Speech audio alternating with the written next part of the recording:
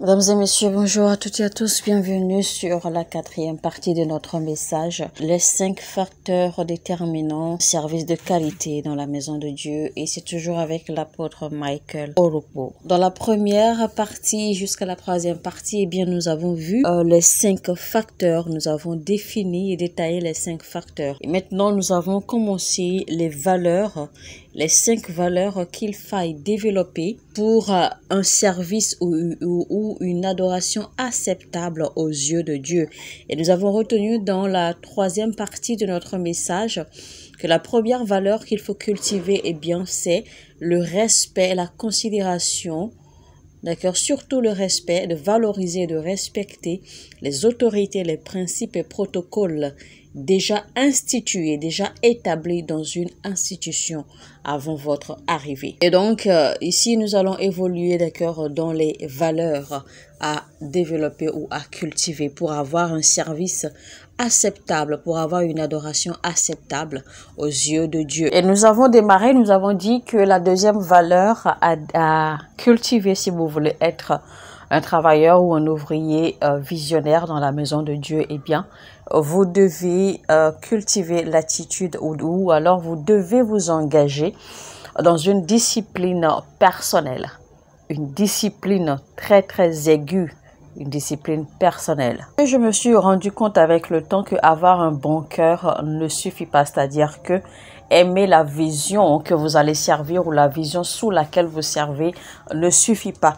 Car il y a beaucoup qui aiment la vision, il y a beaucoup qui aiment le ministère, il y a beaucoup qui aiment ce que Dieu fait à travers l'église, mais beaucoup sont assez indisciplinés, d'accord? Beaucoup ne sont pas suffisamment engagés pour qu'on leur confie des choses importantes ou des tâches importantes. Parce que la négligence d'une seule personne peut causer beaucoup de dégâts et affecter la réussite d'un service, affecter la réussite d'un culte par exemple, affecter la réussite d'un programme par exemple. Donc si tu veux être un ouvrier de vision ou un leader visionnaire, eh bien, tu dois cultiver l'art de la discipline. 1 Corinthiens 9, 27 dit, Paul a dit ceci.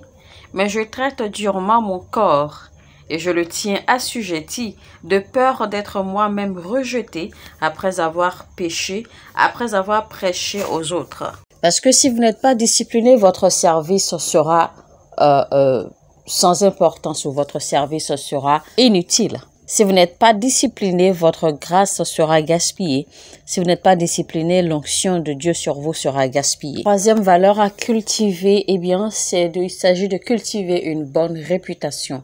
Cultiver une réputation est offert pour la maintenir. Quand il s'agit de bâtir une réputation solide, eh bien, premièrement, l'on doit vous connaître pour ce que vous faites, c'est-à-dire que le domaine dans lequel vous évoluez, la position dans laquelle vous évoluez, le service que vous rendez, l'on doit vous connaître là-dedans et vous devez être bon en ce service et stable et assez discipliné.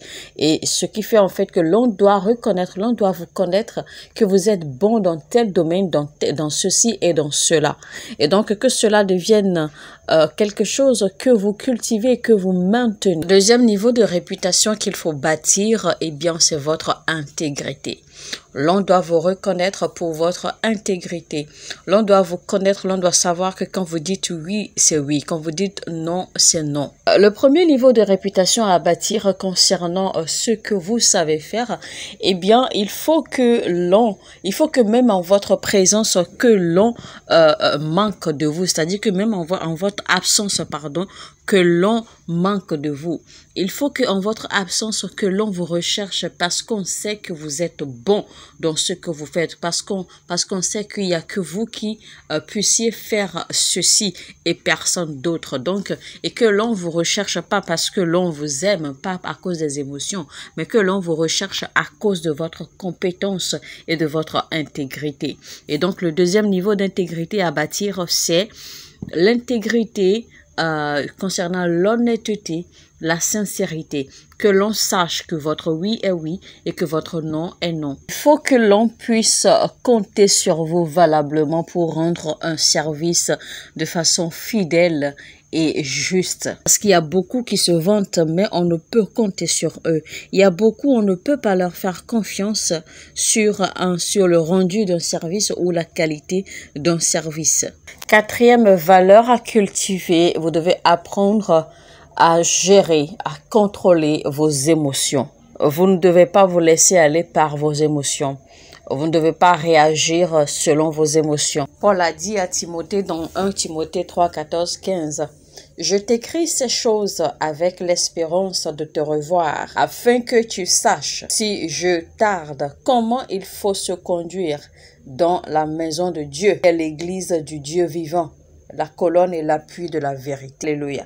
Donc, il faut savoir qu'il y a une façon de se comporter. Il y a une façon de se tenir dans la maison de Dieu.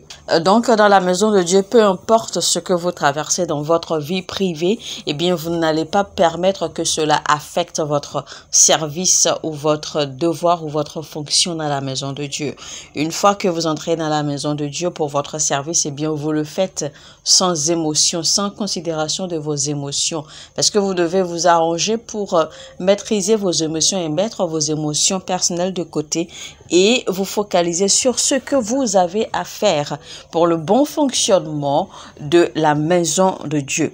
Et vous priez, vous demandez que Dieu vous aide, d'accord, en fait, à en finir avec ce qui vous trouble ou ce qui vous cause vos émotions. Parce que vous n'allez pas, par exemple, transporter une colère ou un dérangement ou un ressentiment parce que vous avez des soucis avec quelqu'un, parce que vous êtes querellé avec quelqu'un ou parce que quelqu'un vous a blessé ou parce que quelqu'un, un frère ou une sœur vous a insulté ou vous a manqué de respect. Eh bien, vous devez transporter ou transférer cette agression, cette émotion ou ce ressentiment sur votre travail, c'est-à-dire sur la qualité de votre travail ou sur les autres autour de vous. Vous ne devez pas permettre cela. Parce qu'une chose est certaine, Dieu ne va pas regarder vos émotions parce que vous êtes censé avoir la capacité de gérer vos émotions et de faire face à votre devoir et d'accomplir votre devoir comme cela se doit parce que vous avez compte à rendre. Il a dit dans Romains 1, verset 9, « Que je sers en mon esprit, dans l'évangile de son Fils, mes témoins, que je fais sans cesse mention de vous. Rends d'abord grâce à mon Dieu par Jésus-Christ au sujet de vous tous, de ce que votre foi est renommée dans le monde entier. » Alléluia. Alors, dans votre service, d'accord, dans la maison de Dieu, vous devez tout faire pour ne pas blesser les autres, pour ne pas blesser l'estime, pour ne pas blesser l'amour-propre, pour ne pas blesser les émotions des autres. Vous devez tout faire pour gérer vos sentiments, vos émotions, vos états d'âme. Vous devez tout faire pour gérer, pour avoir une intelligence émotionnelle.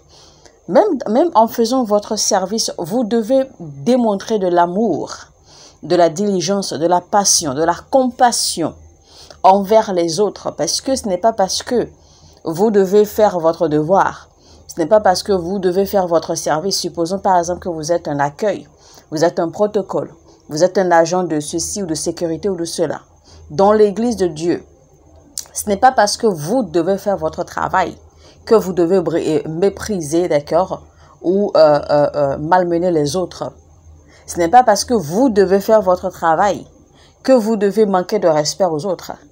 Ce n'est pas parce que vous devez faire votre travail que vous devez ignorer ou chiffonner les autres, d'accord, ou mépriser les autres, ou rabaisser les autres. Non, ce n'est pas parce que vous devez faire votre service que vous devez mal répondre, mal vous adresser aux autres. Non, ça ne marche pas ainsi. Parce que vous devez refléter de l'amour, vous devez refléter le bon sens, vous devez refléter de l'intelligence, de la patience, de la compassion, de la compréhension. Vous devez refléter le fair play, le savoir-faire. Vous devez refléter la tolérance. Donc, dans votre service, vous n'avez pas le droit de manquer de respect à quelqu'un, de brimer quelqu'un, d'insulter quelqu'un, ou de mal regarder quelqu'un, mal orienter quelqu'un, ou de bâcher quelqu'un. Ça ne marche pas ainsi. Parce que votre service ne sera même pas complet. Ce n'est pas parce que vous devez faire votre service que vous devez manquer d'intelligence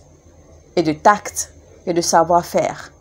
Donc tout cela, d'accord, est compris dans la valeur que vous devez cultiver. Travaillez là-dessus et restez focalisé sur votre service. En faisant votre service, vous devez démontrer de l'amour, de la compréhension, de la patience, de la compassion. Parce que malheureusement, vous croisez des gens, des protocoles, des accueils, les agents de sécurité à l'intérieur de la maison de Dieu qui se disent qu'ils sont en train de faire leur job.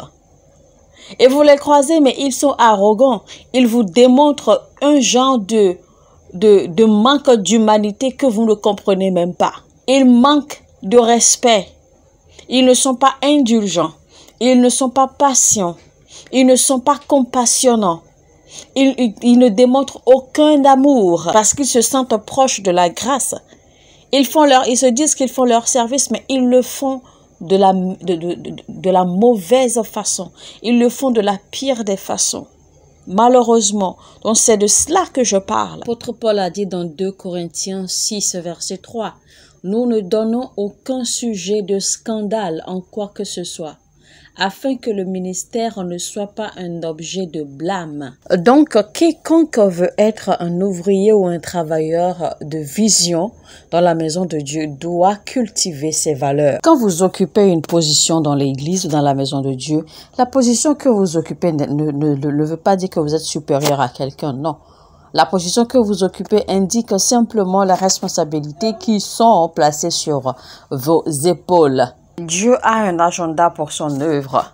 Voilà donc pourquoi il dépend de chacun de nous en tant que travailleurs et ouvriers de nous engager pour que cet agenda soit une réussite. Le troisième fondement, c'est le prix que tout croyant ou tout chrétien ou tout ouvrier dans la maison de Dieu doit payer. Il y a des prix que nous payons quand nous sommes au service de Dieu. Parce que quand vous voyez les gens servir Dieu, ne pensez pas que c'est chose aisée. Ils sont en train de payer, beaucoup payent un très très grand prix. En fait, tous ceux qui sont au service de Dieu payent un très grand prix. Et beaucoup qui comprennent le sacrifice qu'ils font, acceptent de rendre service ou de rendre leur service ou de servir Dieu dans la maison de Dieu, d'accord, parce qu'ils ont compris les principes, parce qu'ils ont compris ce qui est attaché et parce qu'ils ont compris également le prix à payer. Alors, quels sont les divers prix ou les différents prix qu'un ouvrier ou qu'un chrétien qui décide de servir Dieu dans la maison de Dieu paye? Alors, premièrement, c'est le prix de leur intégrité. Si vous servez bien Dieu, les gens à un moment de votre vie doivent vous insulter, les gens doivent vous mépriser, les gens doivent se moquer de vous à un moment donné si vraiment vous servez bien Dieu. Car c'est toujours ce qui arrive à ceux qui sont décidés, d'accord, ceux qui sont dévoués à servir Dieu, c'est toujours ce qui leur arrive à un moment de leur vie. Car les hommes ne comprendront jamais pourquoi vous êtes si dévoués à servir Dieu. Il est dit dans Luc chapitre 21, Jésus a dit clairement que nous serons méprisés, nous serons haïs à cause de cette raison. Donc nous serons méprisés par le monde, nous serons méprisés par les gens autour de nous, pas parce que nous avons péché, mais parce qu'ils ne comprennent pas pourquoi nous sommes aussi dévoués à servir Dieu, parce qu'ils nous trouvent stupides, ils nous trouvent insensés. Donc ceux qui servent Dieu sont obligés de payer le prix sur leur réputation, leur intégrité. Matthieu 5, 11, 1 Pierre 4, 14. Heureux serez-vous lorsqu'on vous outragera, quand on vous persécutera et qu'on dira faussement de vous toutes sortes de mal à cause de moi. Que peu importe ce que le monde dit de vous à cause de Jésus, peu importe ce que le monde dit de vous à cause de Dieu, réjouissez-vous.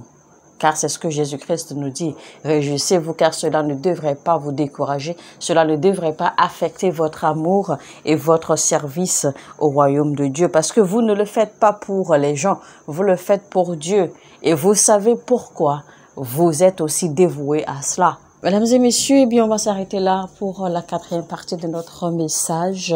Je vous reviens très rapidement pour évoluer, d'accord, dans les différents prix qu'un ouvrier ou qu'un enfant de Dieu qui décide de servir Dieu doit payer sur l'autel de son service.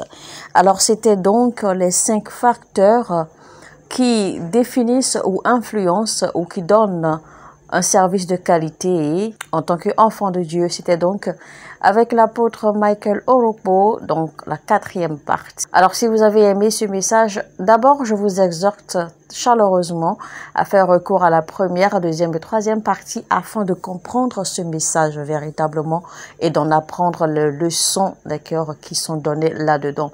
Et je vous exhorte également à prendre note, d'accord, de chaque élément, de chaque connaissance, de chaque révélation et surtout, mettez-les en pratique dans votre vie, dans votre service à Dieu en tant qu'enfant de Dieu.